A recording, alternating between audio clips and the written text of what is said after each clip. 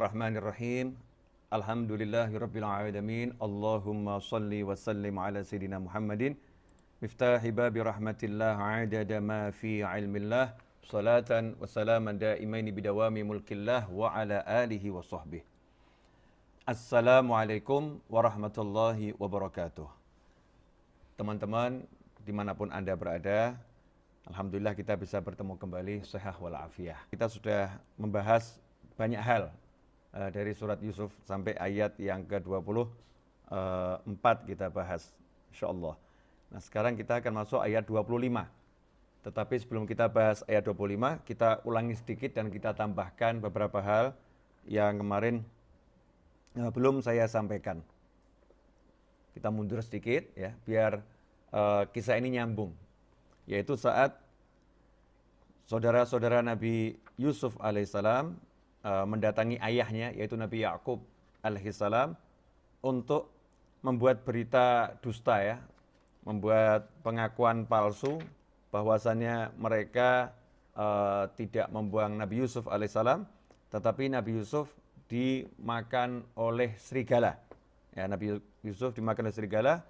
Kemudian saat itu Nabi Yakub alaihissalam akhirnya menerima pengakuan mereka secara zahir, meskipun secara batiniah dengan ilmu zahir yang dimiliki dan ilmu batin yang dimiliki, Nabi Yakub alaihissalam mengerti bahwasannya anak-anaknya lagi mendustainya, ya, anak-anaknya lagi mendustainya. Tetapi ada yang menarik, Nabi Yakub alaihissalam kalau kita baca di ayat tersebut, ya, Nabi Yakub mengatakan di sini fasabrun jamil wallahul musta'anu ala ma tasifun, ayat 18. Nah, saya akan milih bersikap sabar yang baik dan kepada Allah saja memohon pertolongannya terhadap apa yang kamu ceritakan, ya, terhadap apa yang kamu jelaskan. Nabi Yakub alaihissalam meskipun tahu anak-anaknya dusta, ya, anak-anaknya mendustainya, tapi Nabi Yakub tidak mengatakan kalian telah mendustai aku, kalian telah berbohong kepadaku ayahmu. Tidak mengatakan kalian berdusta kepadaku. Tetapi hanya mengatakan Allah maha mengetahui kebenaran apa yang kalian ucapkan. Alamata sifun, apa yang kalian ceritakan. Ini di antara mufassir menjelaskan bagaimana hati-hatinya Nabi Yakub alaihissalam agar anak-anaknya ini tidak mendapat sesuatu yang buruk ya dari Allah Subhanahu wa taala. Karena ketika seorang ayah mengatakan, kamu membohongi aku dengan marah, dan ini bohong kepada Nabi dan ayahnya sekaligus, kemudian dibenarkan oleh ayahnya, maka anak itu dalam keadaan yang berbahaya di sisi Allah Subhanahu wa ta'ala. Nabi Yakub alaihissalam memilih kalimat yang tepat, ya, kalimat yang tepat, kalimat yang indah, kalimat yang tidak berakibat buruk kepada anak. Jadi kalimat yang tepat, kalimat yang indah, kalimat yang tidak berakibat buruk pada anak. Meskipun di kalimat tersebut beliau sedikit memberikan tanda-tanda ya, memberikan sinyal itu. Sinyal Allah ya mengerti loh, apa yang kalian ceritakan itu kebenarannya Allah ngerti gitu. Tapi beliau tidak mengatakan kalian dusta kepadaku. Nah, ini pelajaran buat kita semua orang tua. Hati-hati ketika berbicara kepada anak.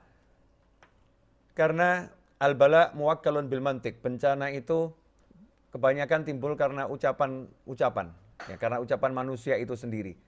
Karena itu ikhwani rahimakumullah, kepada anak ngomong yang baik-baik saja. Meskipun kelihatan perilakunya ini tidak benar, tidak baik, kalimat yang muncul dari orang tua itu harus yang positif.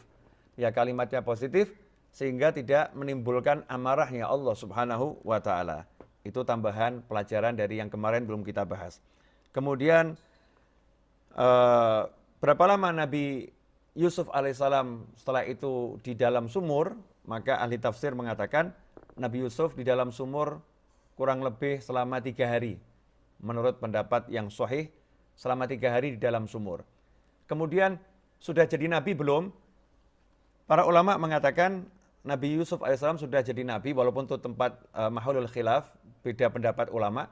Mengatakan sejak kecil Nabi Yusuf sudah jadi nabi, yaitu ya sejak di dalam sumur itu sudah menjadi nabi. Nabi sudah, tapi belum jadi rasul. Ada pula yang mengatakan jadi nabinya setelah pindah ke Mesir.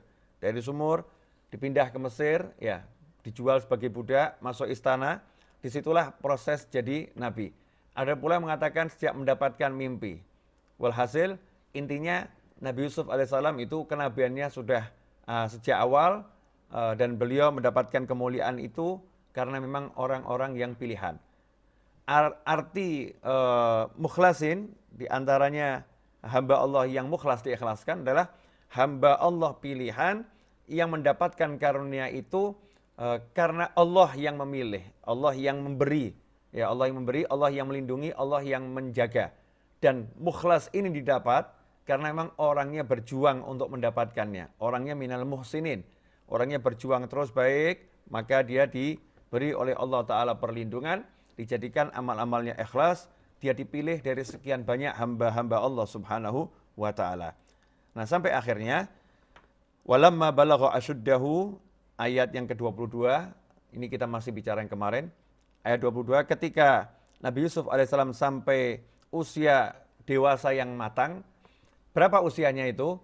Maka khilaf ulama, ada mengatakan masuk usia baligh, ada mengatakan usianya 20 tahun, ada mengatakan umurnya 33 tahun, ada mengatakan 30 tahun. Nah, intinya nggak ada kepastian umur berapa tahun saat itu, tetapi yang jelas di antara usia baligh sampai 33 tahun, usia awal dewasa sampai matangnya betul, yaitu umur 33 tahun. Ya, itulah saat Nabi Yusuf alaihissalam diberi oleh Allah Subhanahu wa Ta'ala hukmah wa ilma. Nah, hukmah wa ilma ini hikmah dan ilmu. Hikmah artinya kenabian di situ. Hikmah artinya kemampuan untuk menetapkan hukum mana yang salah, mana yang benar. Ya, hikmah artinya penerapan ilmu, ya, atau buah dari ilmu itu sendiri, dan juga diberi ilmu oleh Allah Subhanahu wa Ta'ala. Wa kadzalika nadzil muhsinin, demikianlah kami balas orang-orang yang berbuat baik. Artinya Nabi Yusuf alaihissalam mendapatkan semua derajat tadi, ilmu, hikmah, kenabian, karena beliau berbuat baik. Dalam kasus ini beliau mampu ridho, ya, bersabar dan ridho. Lanjutnya sekarang ayat 23. Warawadathu allati huwa fi baitiha an nafsih. Nah, istrinya pembesar Mesir, tuannya Nabi Yusuf alaihissalam, majikannya, istrinya jatuh cinta, yaitu Zulaikha. Menurut riwayat yang kuat, namanya Zulaikha. Zulaikha jatuh cinta, kemudian setelah sekian lama Zulaikha itu menahan gejolak di dalam dirinya, lama-lama nggak mampu juga. Nah, ini perlu kita garis bawahi. Jadi Zulaikha ini bukan sembarang wanita. Wanita yang terhormat, ya. Wanita yang sangat-sangat terhormat, istri pembesar, istri menteri, cerdas dan punya kehormatan, punya harga diri. Jadi bukan wanita buruk, bukan wanita yang wanita yang suka bermain laki-laki. Walaupun suaminya punya kekurangan secara biologis, tapi Zulaikha termasuk orang yang afifah, mampu menahan dirinya. Tetapi ketika menghadapi Nabi Yusuf alaihissalam, beda kasus. Semua kekuatannya digunakan untuk melawan gejolak di dirinya, nggak mampu Zulaikha. Sampai akhirnya suatu hari Zulaikha berkehendak menetapkan, hari ini Yusuf harus melayani nafsu saya. Ya, Yusuf harus melayani nafsu saya. Maka Nabi Yusuf alaihissalam dipanggil ke kamarnya Zulaikha karena sebagai pelayan untuk mengantarkan sesuatu. Disitulah Zulaikha menggoda, merayu Nabi Yusuf alaihissalam dengan berbagai macam rayuan yang bisa dilakukan seorang wanita yang cantik jelita, dengan segala kekayaan yang dimiliki, dengan segala fasilitas yang ada, merayu Nabi Yusuf sejadi-jadinya. Tetapi Nabi Yusuf dilindungi oleh Allah Subhanahu wa Ta'ala. Walaqad hammat bihi wa hamma biha walaqad hammah bih walaqad hammat bih. Zulaikha telah berkeinginan kuat kepada Nabi Yusuf alaihissalam. Wa hamma biha laula an ra'a burhana rabbih. Tetapi Nabi Yusuf melihat tanda-tanda dari Allah Subhanahu wa Ta'ala, sehingga Nabi Yusuf tidak punya keinginan atau kehendak kepada Zulaikha, dilindungi oleh Allah Subhanahu wa Ta'ala. Kalimat wa hamma biha menunjukkan Nabi Yusuf itu pria yang normal. Pria yang normal artinya kalau tidak ada larangan dari Allah Subhanahu wa Ta'ala, ya kalau memang aturan mengizinkan, aturan membolehkan, maka Nabi Yusuf juga sebagai pria yang lainnya akan mau sama Zulaikha, yang cantik jelita, cerdas, terhormat dan lain sebagainya. Tetapi karena ini istrinya orang dan tuannya baik sama beliau, ya, dan Allah Ta'ala itu punya hukum yang jelas, orang tidak boleh berzina dan lain sebagainya, maka Nabi Yusuf alaihissalam tidak punya keinginan. Jadi beliau hanya profesional menjalankan tugas sebagai pelayan. Nah, sekarang ayat yang ke-25. Ini sekarang kita mulai masuk kajian hari ini, insya Allah. Sambil kalau punya lagi dekat dengan Al-Quran terjemahan, dibuka biar kita lebih enak ngajinya. Ayat 25, coba kita perhatikan bersama-sama. Wastabaqal bab. Ya, wastabaqal baba wa qaddat qamisahu min duburin wa alfaya sayyidaha ladal bab. Qalat ma jazaa'u man arada bi ahlika su'an illa ayusjana au adzabun alim. Ya, ini ayat 25 ya. Coba kita bahas satu persatu. Wastabaqal bab. Keduanya berlomba menuju pintu. Jadi semua pintu ditutup. Menurut beberapa mufassir, jumlah pintunya ada 7. Ada 7 pintu. Ada satu pintu utama. Ya, ada satu pintu utama. Kalau ini dibuka, maka keluar dari kamar. Wastabaqal bab. Keduanya berlari, berlomba menuju pintu. Maksudnya berlomba ini cepat-cepatan ya, cepat-cepatan mau lari keluar dari kamar. Dan dikatakan Zulaikha juga ikut dalam perlombaan itu, artinya Zulaikha larinya juga kenceng, ngejar. Ada perbedaan di sini, yang satu lari meninggalkan, yang satu lari ngejar. Ini kalau terjadi sama kita kira-kira sama-sama lari ke pintu gitu ya. Sama-sama lari ke pintu, kalau kita lari meninggalkan atau memang lari bersenang-senang. Makanya kita lihat Nabi Yusuf alaihissalam ini luar biasa. Ya luar biasa, wanita cantik, istri menteri, terhormat, cerdas, ngejar beliau lari. Oh, kita kadang kena gambar yang nggak jelas, kena sinetron saja, lihat artis, ya dipelototin tuh. Cantiknya. Bukan ditinggalkan, dipelototin, padahal nggak deketin tuh. Itu yang di TV nggak deketin kita, kitanya yang deketin dengan pandangan kita, dengan hati kita. Di jalan orang lewat, orang lewat di jalan, bukannya kita memalingkan pandangan dengan pandangan, padahal orang yang nggak ngelihat kita, orang yang nggak ngejar kita yang ngejar orang tersebut dengan pandangan kita. Dikejar terus. Jadi beda sekali antara kita dengan hamba-hamba Allah yang soleh, apalagi dengan anbiya wal mursalin. Makanya kita harus betul-betul beradab dengan adab yang setinggi-tingginya kepada para anbiya wal mursalin. Nabi Yusuf alaihissalam lari meninggalkan Zulaikha dan larinya cepat. Hasilnya apa? Nabi Yusuf berhasil buka pintu, sementara saat itu Zulaikha berhasil mengejar Nabi Yusuf alaihissalam. Jadi Zulaikha sungguh-sungguh itu pengen sama Nabi Yusuf. Buktinya laki-laki muda lari dikejar sama dia yang lebih tua, kepegang.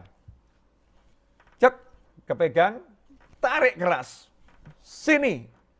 Nabi Yusuf juga megang pintu, buka pintunya. Nabi Yusuf keluar. Begitu dibuka, di depan situ ternyata ada suaminya Zulaikha lagi dengan sepupunya duduk berdua. Maka langsung Zulaikha melepaskan pegangannya, dan situlah Zulaikha sebagai wanita yang cerdas, ya wanita yang cerdas, wanita terhormat, tidak mau dikatakan mengejar-ngejar budaknya, pelayannya, tidak mau.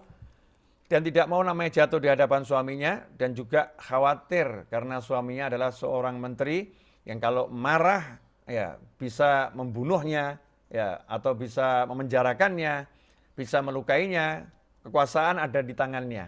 Makanya saat itulah segera Zulaikha berkata, qalat ma jazaa'u man arada bi ahlika su'an illa ayyusjana au adzabun alim. Ini ucapan orang yang cinta ya. Jadi Zulaikha itu sangat cinta pada Nabi Yusuf alaihissalam. Dan tahu kemampuan suaminya seperti apa kalau marah. Ini pasti yang mau mengajak zina istrinya akan dibunuh. Yang mengajak zina istrinya akan dibunuh. Makanya segera Zulaikha mengatakan, wahai suamiku, Apa kira-kira balasan yang akan kamu berikan kepada seseorang yang berniat buruk ya kepada istrimu, yang pengen menodai istrimu nih? Balasannya enaknya apa? Balasannya yang paling enak kata Zulaikha, yang paling tepat kata Zulaikha, dia dipenjara atau disiksa pedih, yaitu dengan dihukum cambuk. Penjara atau hukum cambuk. Nah ini menarik. Jadi Zulaikha walaupun dia pengen mencelakakan Nabi Yusuf alaihissalam, artinya mencemarkan nama baiknya, kemudian menjadikan dia sebagai yang terfitnah, ya, yang bersalah, tapi Zulaikha tidak mau Nabi Yusuf dibunuh. Zulaikha pengen Nabi Yusuf hidup. Zulaikha masih pengen ya bertemu kekasihnya. Zulaikha masih pengen bisa dekat dengan Nabi Yusuf alaihissalam. Suatu saat pengen bisa ketemu lagi, karena di penjara nanti bisa bebas. Hukum cambuk selesai, nanti bisa ketemu lagi. Ini cintanya Zulaikha tuh nggak hilang ya ketika dia dalam keadaan terjepit. Dalam keadaan terjepit, terpepet gitu ya. Ini ketemu suaminya, itu yang mau difitnah masih dilindungi. Nah, itulah cinta. Ya, itulah cinta. Jadi orang kalau cinta beneran tuh walaupun dia mencelakai masih mikirkan keselamatannya itu. Nggak iso dia. Nggak bisa saya celakakan orang ini karena saya cinta kepadanya. Nah, ini cinta Zulaikha ini ya jarang wanita punya nih. Cari istri seperti Zulaikha itu susah. Biasanya istri kalau udah terjepit, kepepet, marah gitu, Masya Allah, lupa sama suaminya nih. Cacian, makian, hinaan, bahkan doanya kadang ngeri. Semoga kamu ketabrak, Masya Allah, na'udzubillah min dzalik. Ada loh yang nggak semua seperti itu. Ya mayoritas baik-baik. Ini yang ngaku-ngaku cinta, kadang memang nggak cinta. Maka cinta itu terbukti ketika dipepet, dihajar ya.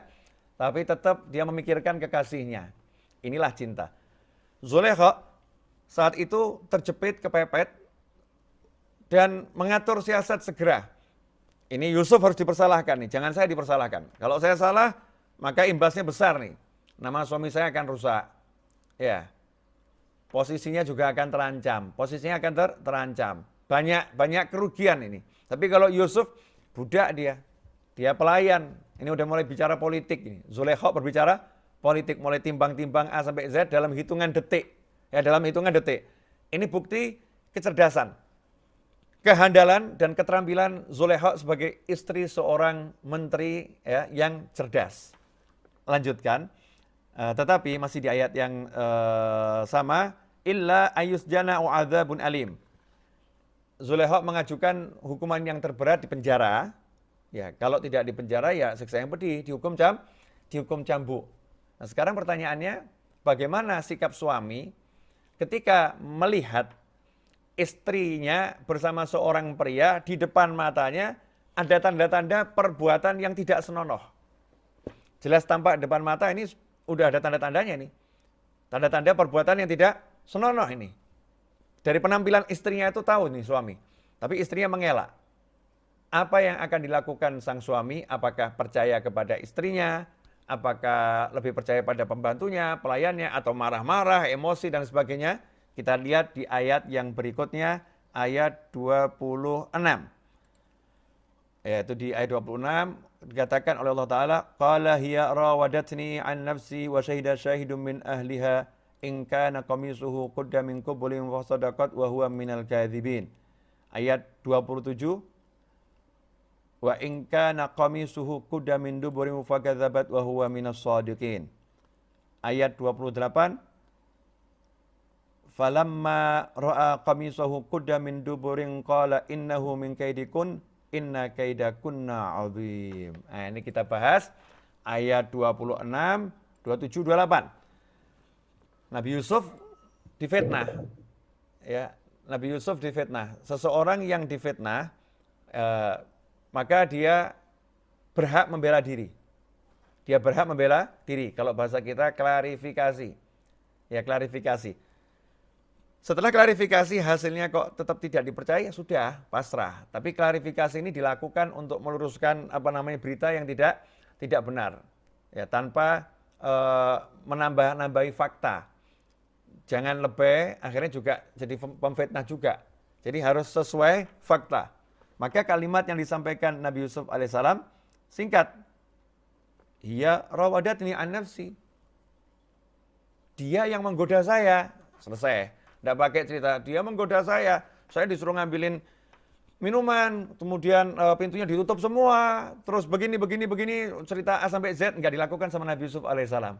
Nah, inilah orang yang tidak bersalah dan tidak takut dipersalahkan. Orang yang tidak bersalah dan tidak takut dipersalahkan karena di sisi Allah tahu, saya benar. Ya saya benar, saya nggak salah, tapi saya wajib menjelaskan ini. Penjelasannya sesuai fakta saja. Saya dituduh menodai. Maka Nabi Yusuf menjawab, saya tidak melakukan itu, ya, dia yang menggoda saya. Hiya rawadatni an nafsi. Ayat 26. Ayat 26, qala hiya rawadatni an nafsi wa syahida syahidun min ahliha. Maka pembesar ini kemudian menimbang, ada yang satu ngomong, nih Yusuf goda saya. Yusuf mengatakan, Zulekha goda saya. Antara dua orang ini mana yang benar? Ternyata suaminya tidak langsung memutuskan A benar atau B benar, atau membela istrinya, atau membela Yusuf, tidak. Tetapi tanya kepada pakar, tanya pada ahlinya, tanya sama orang yang bijaksana. Inilah pria. Ini gentleman. Pria. Rijal, ya. Ini betul-betul lelaki. Lelaki itu bukan orang yang mengandalkan nafsunya, bukan orang yang mengandalkan rasanya, tetapi orang yang menimbang sesuatu dengan semua yang bisa digunakan untuk menimbang. Ya, alat-alat ukur yang bisa digunakan untuk mengukur dengan akalnya, dengan bukti-bukti yang ada, kemudian dia nanya kepada ahlinya, baru dia buat keputusan. Inilah kehebatan sang menteri. Jadi dalam kasus ini tampak sekali bahwasannya menterinya Mesir itu betul-betul orang hebat. Menterinya betul-betul orang yang bijaksana, bukan sekedar orang pandai, tapi juga bijak. Karena orang pandai itu banyak, tapi tidak banyak orang pandai yang bijak. Ya, tidak banyak orang pandai yang bijak. Orang bijak itu orang yang tidak mengukur dengan satu variabel. Dengan satu variabel terus diputuskan hukuman, tidak seperti itu. Tapi orang bijak itu orang yang menimbang banyak variabel. Contohnya Nabi Muhammad SAW. Beliau pengen pintu Ka'bah itu dibuat jadi dua arah. Ada pintu masuk, pintu keluar. Itu yang diinginkan Nabi Muhammad SAW, sebagaimana diceritakan dalam hadis. Tetapi itu tidak pernah dilakukan Nabi Muhammad SAW, sembari beliau berkata kepada istrinya, Sayyidatuna Aisyah radhiyallahu taala anha, tetapi kaummu ini baru masuk Islamnya. Ya, kaummu baru masuk Islam. Nabi Muhammad SAW melihat, kalau beliau buat perubahan pada Ka'bah, akan menimbulkan polemik di masyarakat.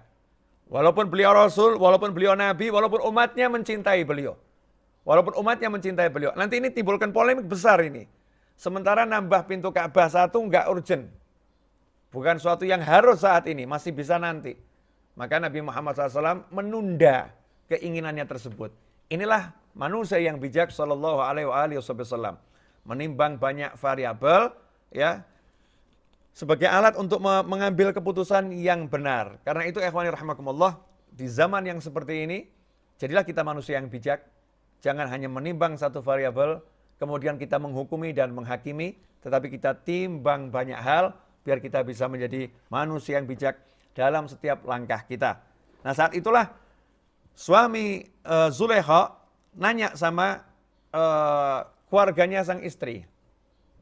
Syahidun min ahliha. Karena kalau yang menjadi saksi itu adalah dari keluarganya suami, ya keluarganya suami pada umumnya bela sang suami. Oh, emang istrimu nggak benar itu. Tapi kalau keluarganya istri, umumnya itu lebih condong membela sang istri. Makanya saat itulah pembesar Mesir ini, menteri ini nanya pada keluarga istrinya. Ya, yang memang ahli, pakar, orangnya pintar, orangnya bijak. Dari semua di keluarga itu kan ada orang yang dikenal bijak gitu ya. Siapa orang itu yang diajak bicara. Menurut tafsir ini ada satu orang bijak. Walaupun di tafsir yang lain banyak perbedaan. Kalau saya lebih cenderung ini ada orang yang bijak, pakar. Maka saat itulah dijawab oleh sang pakar, begini saja kamu cek alat bukti yang ada. Alat bukti yang ada yang tampak itu bajunya Yusuf. Coba cek bajunya Yusuf. Nah sebelumnya nih sang suami nggak sempat lihat nih kondisi bajunya Nabi Yusuf alaihissalam. Kayak yang dilihat langsung istrinya, terus ada Nabi Yusuf, kelihatan istrinya tiba-tiba berkata membela diri. Nabi Yusuf pun membela diri, maka beliau segera menganggap ini urgent, cari orang yang bisa diajak bicara, dan dipilih orang yang tepat. Makanya kita kalau mau ngomong tentang masalah keluarga, pilih orang yang tepat. Jangan mau bicarakan tentang istri sama orang yang pro sama kita. Orang yang belain kita terus. Tidak bisa itu. Nanti istrinya akan jelek-jelekan istri kita. Akan dukung kita, benarkan kita. Betul-betul orang yang bisa diajak musyawarah di tengah-tengah. Gimana ya ini begini, bagusnya gimana ya? Tanya orang yang tidak ke kanan, tidak ke kiri. Orang yang betul-betul pedomannya Al-Quran wa Sunnah. Ya, pedomannya adalah ilmu dari Allah Ta'ala dan dari Nabi Muhammad SAW.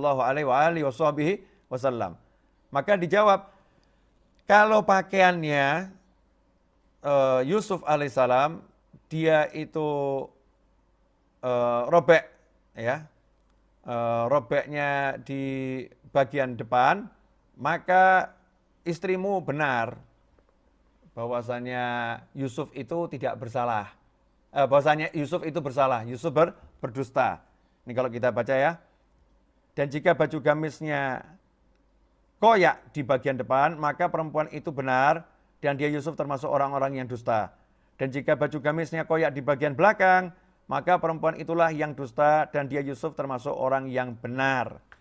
Cek saja bajunya. Kalau yang robek di depan, ya ini berarti kan saling berhadapan. Ya saling berhadapan, kemudian ya wajar. Ya ini tarik-tarian gitu, robek di depan. Tapi kalau yang robek di belakang berarti Yusuf berusaha lari. Kalau Yusuf berusaha lari, ditarik, sobek. Berarti memang istrimu yang mau. Ya, Yusuf yang nggak mau, Yusufnya lari. Cek saja bajunya. Simple. Jadi Islam itu mengajarkan semua terukur dengan variabel yang benar. Tidak bisa kita cuma dengan kelihatannya.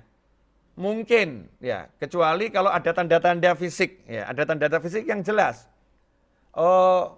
Mungkin dia itu sakit tipes. Mungkin dia sakit tipes. Nggak bisa mungkin sakit tipes. Dokter mau menentukan orang sakit tipes, yaitu diukur. Oh, suhu badannya sekian. Ada variabelnya. Ya, variabelnya jelas, baru dianggap ini sakit ya. Kalau variabelnya nggak jelas, ya nggak bisa disebut penyakit atau A sampai Z. Ya, tidak bisa. Variabelnya harus jelas. Ada tanda-tanda yang tampak nyata. Nah, makanya ketika Nabi SAW mencontohkan, larilah kamu dari judam, kusta, seperti larimu dari harimau.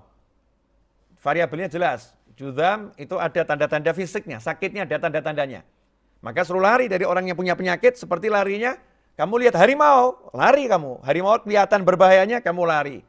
Kemudian ini kusta tampak penyakitnya, kamu lari.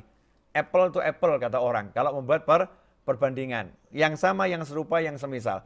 Begitu pula orang bijak di zaman Nabi Yusuf alaihissalam di kerajaan Mesir, itu suruh ngecek saja bajunya.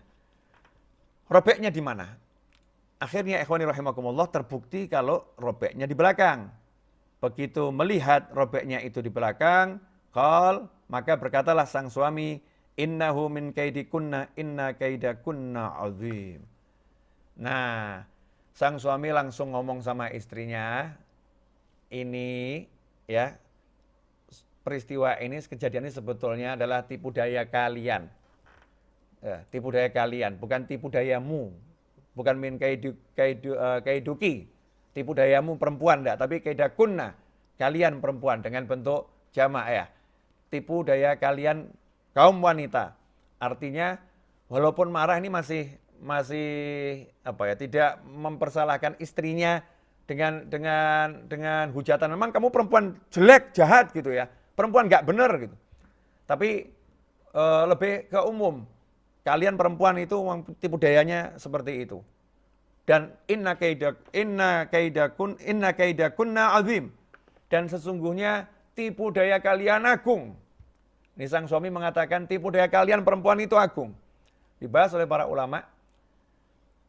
Menarik karena di ayat ini Allah Ta'ala mengutip kalimat. Jadi wahyunya Allah ini menceritakan dengan kalimat inna kaidakunna azim. Sesungguhnya tipu daya kalian kaum wanita azim. Azim loh ya, agung. Sementara di ayat yang lain Allah mengatakan, sesungguhnya tipu daya setan itu lemah, dhaif. Tipu daya wanita, azim, agung, besar, hebat, luar biasa. tipu daya setan, kata Allah, lemah. Setan ini tipu dayanya lemah loh. Kalau perempuan tipu dayanya luar biasa. Makanya setan paham. Karena setan paham tipu dayanya lemah, setan itu kerap kali, sering kali menggunakan wanita untuk menipu manusia. Jadi wanita ini dipakai oleh setan untuk menipu kaum pria. Tentunya wanita-wanita yang gak beriman, wanita-wanita yang lemah iman, ya itu yang dipakai oleh setan. Beda dengan wanita yang solihah. Wanita yang solihah menjadi wanita yang bisa mengalahkan banyak pria. Jadi hebat. Di satu sisi punya kemampuan yang luar biasa yang bisa dijadikan alat oleh syaitan untuk menipu banyak pria dan banyak orang lain. Tetapi wanita ini kalau udah solihah, dia akan mengalahkan banyak pria. Seperti Sayyidatuna Maryam alaihissalam. Ya, Sayyidatuna Maryam alaihissalam. Kemudian juga seperti Sayyidah Rabi al-Adawiyah radhiyallahu anha. Juga seperti istri-istri Nabi Muhammad SAW. Di antaranya Sayyidah Khadijah radhiyallahu ta'ala anha yang dapat salam langsung dari Allah subhanahu wa ta'ala. Bukan Nabi, bukan Rasul, dapat salam dari Allah subhanahu wa ta'ala. Ikhwani rahimakumullah. Nah, kemudian sang suami yang bijak ini bersikap bagaimana ketika melihat rumah tangganya ada pria nyata-nyata digoda oleh istrinya. Istrinya nakal, goda pria ini. Apa langsung dibubarkan rumah tangganya? Apa langsung dia pergi ke pengadilan, terus istrinya dibuang? Apa langsung dia ambil palu, istrinya dipukuli sampai mati, akhirnya jadi kasus pembunuhan, auzubillahi min dzalik? Apa langsung dia tampar istrinya? Kurang ajar kamu, pendusta, plok, seperti itu. Main tangan. Apakah itu yang dilakukan oleh sang suami yang cerdas dan beriman pada Allah Subhanahu wa taala? Ternyata tidak.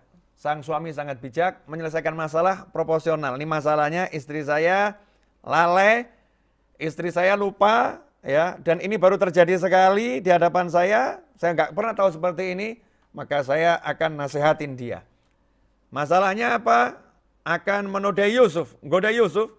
Ini aib di rumah tangga saya, aibnya nggak boleh tersebar nih. Jadi ada dua masalah, satu istri saya salah, yang kedua ini aib istri saya, itu juga aib saya. Aib istri saya, juga aib saya. Berarti kalau sampai tersebar, nama saya juga rusak, saya nggak bisa jaga istri saya. Berarti saya lemah. Sampai istri saya menginginkan orang lain, saya akan kelihatan bodohnya.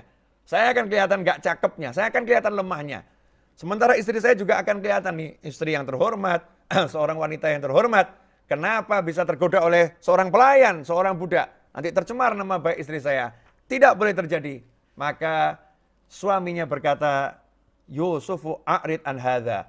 Masalah terbesar ini kalau sampai aib tersebar. Kalau sampai aib tersebar banyak dosa nanti. Ya, terjadi pergunjingan, ghibah, namimah, ya. Aib akan yang dipermalukan ini susah untuk bangkit lagi. Itu akan susah. Kalau udah dihancurkan harga dirinya, mau bangkit lagi susah. Makanya oleh sang suami segera diselesaikan masalah ini. Yusufu a'rid an hadza. Yusuf, tolong kamu jangan bicara lagi tentang masalah ini pada siapapun. Ya, tutup aib istri saya, a'rid an hadza. Sudah, lupakan masalah ini. Jangan ngomong ke siapapun, jangan ceritakan pada siapapun perlakuan istri saya kepadamu. Selesai. Keep silent, tutup mulut. Itu yang diminta oleh menteri tersebut kepada Nabi Yusuf alaihissalam. Kemudian apa yang dilakukan kepada istrinya? Beliau berkata, "Wastaghfiri li dzambiki innaki kunti minal khati'in." Wastaghfiri li dzambiki innaki kunti minal khati'in. Hendaknya kamu segera istighfar, minta ampun, ya, karena sungguhnya engkau telah berbuat dosa, kamu termasuk kepada orang-orang yang bersalah. Ya, inilah orang yang bijak. Nah, ini banyak suami nggak bisa seperti ini.